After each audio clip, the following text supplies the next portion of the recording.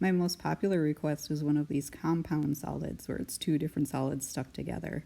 So here we have a cylinder with a cone stuck on the top. So I just wanted to let you see this. So here's a model of that shape, and I just wanted to kind of show you that. So the surface does include this bottom circle, it does include the lateral part of the cone, includes the lateral part of the cylinder. The part that's not included is going to be these two green circles because they are no longer on the surface of the shape. So when we do our surface area for the cone, we will not use the pi r squared. And when we do the surface area for the cylinder, we will not use one of the pi r squareds. We will keep that bottom one.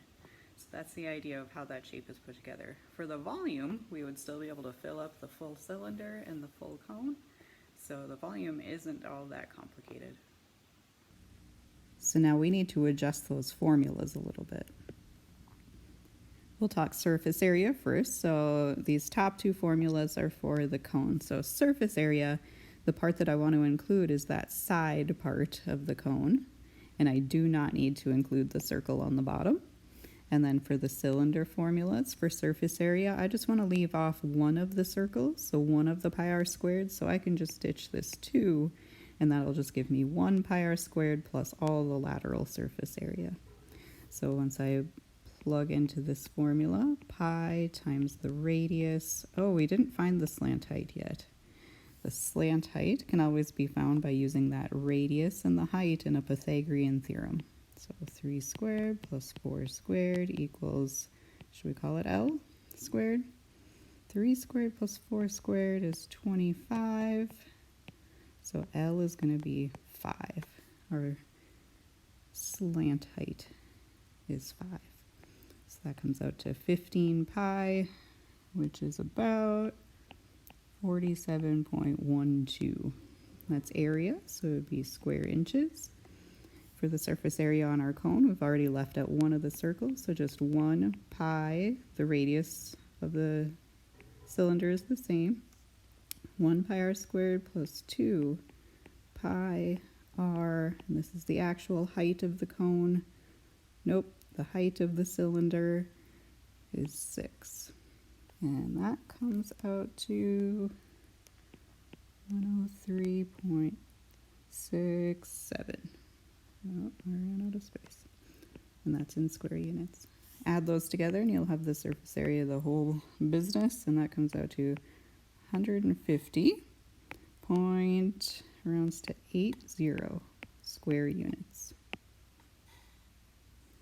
Now switching to volume, don't have to think quite as hard because we're using the whole volume of the cone. So just straight up 1 divided by 3 times the pi button times the 3 squared times the 4,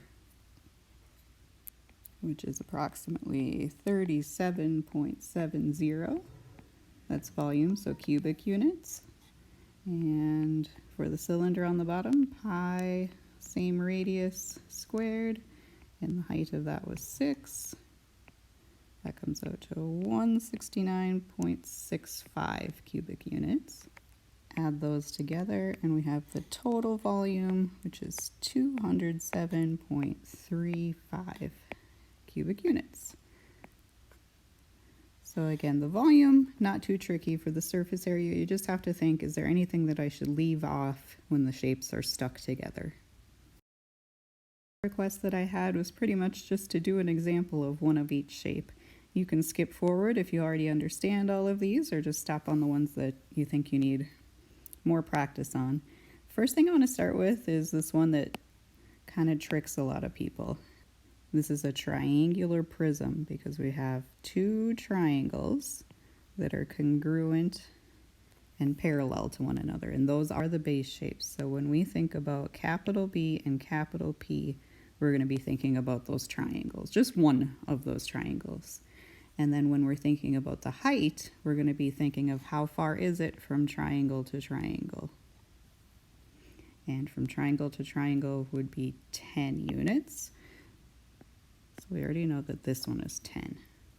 So then we just have to work on the area of that triangle. Area of a triangle is 1/2 the 8 times the 17, which should be 4 times 17, so 68. For the perimeter, has 3 sides since it's a triangle, but we only know 2 of the sides. So we're going to have to use the Pythagorean theorem to find that hypotenuse. So 17 squared plus 8 squared, and then take a square root of that. So square root of 353, which is about 18.8. So if we take 17 plus 8 plus that answer we just got, the perimeter comes out to approximately 43.788. I like to use extra decimals when I do my perimeter so that I don't mess up my later answers. And that's really the most challenging part, finding those. So now we're just going to plug those into the usual formula. Remember, this is a prism, so we're using the prism formula. And same for volume. We'll just take the area of that base triangle, one of the base triangles, times the distance between the triangles, which is the height. So that one comes out to 680 cubic units. And the other one I'm going to have to type in. And I got about 573.9 area square, yeah, square units.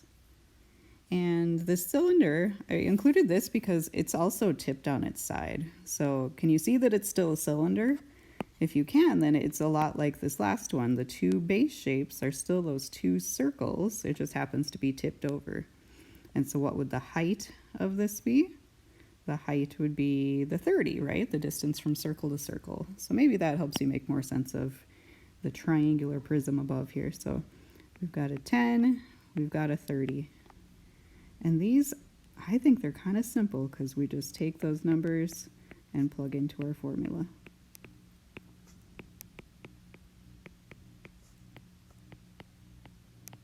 Still a little worried that some of us aren't using the pi button on our calculator. If you don't know what I mean by that, go ahead and ask for sure, but you're getting some answers that are slightly off if you're not using the pi button. It's kind of middle school to use 3.14 anyway, right? Middle school. Square units on that one.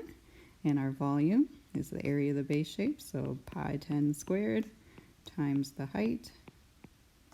Big O volume, 9,424.8 cubic units. I could be wrong about this, but I have this feeling that some of you have been guessing on problems like this, where the base shape is a regular polygon. In this case, we've got a regular pentagon, right? So we need to find the area and the perimeter of that. Remember from the last chapter, the area of one of those is 1/2 apothem times perimeter. And that is on your formula sheet. 1/2 apothem is that 6.9. And the perimeter would be this 10 5 times. So I want to go all the way around this shape. So I'm going to do 10 plus 10 plus 10 plus 10 plus 10 5 times. So that's a perimeter of 50. So 1/2 apothem times perimeter. That's how I'm going to find B and P. This one has the slant height labeled as 25, but it doesn't have the actual height labeled. Here I drew in green that beautiful right triangle that combines that height with the length of the apothem and the slant height. So you can always count on those 3 to make a nice right triangle.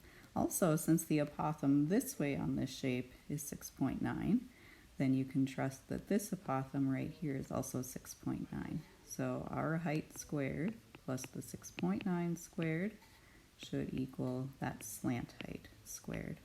So that's always that relationship you can count on. H comes out to the square root of 577.39, which honestly I might just leave it like that. It's about 24-ish, but I think I'm going to stick with that number for now. Let's throw everything in the formula. We've got our B plus 1/2 PL, area of the base shape plus 1/2 of a perimeter times that slant height. And then for volume, 1 divided by 3 times the area of the base shape times our newfound height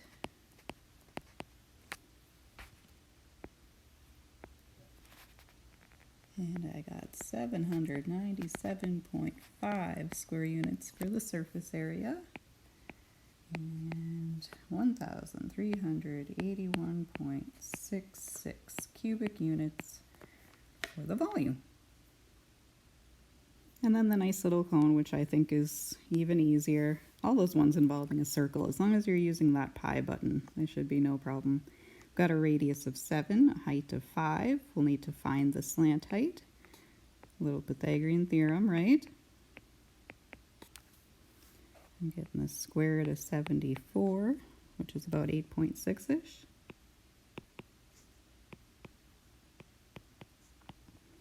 So now I just plug into the pi r squared plus pi r L using my pi button.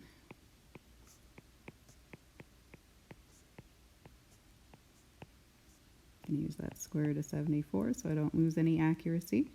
And then on volume, 1 divided by 3 times the pi button times 7 squared times 5.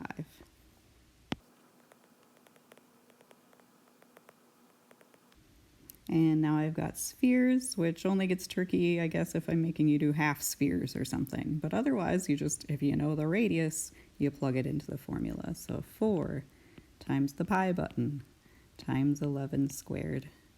And then 4 divided by 3 times the pi button times 11 cubed. As long as you get it typed in accurately and correctly, you should have no trouble. Maybe you'd like to try typing these in and see if you got the same answer that I got. Hopefully I got it right.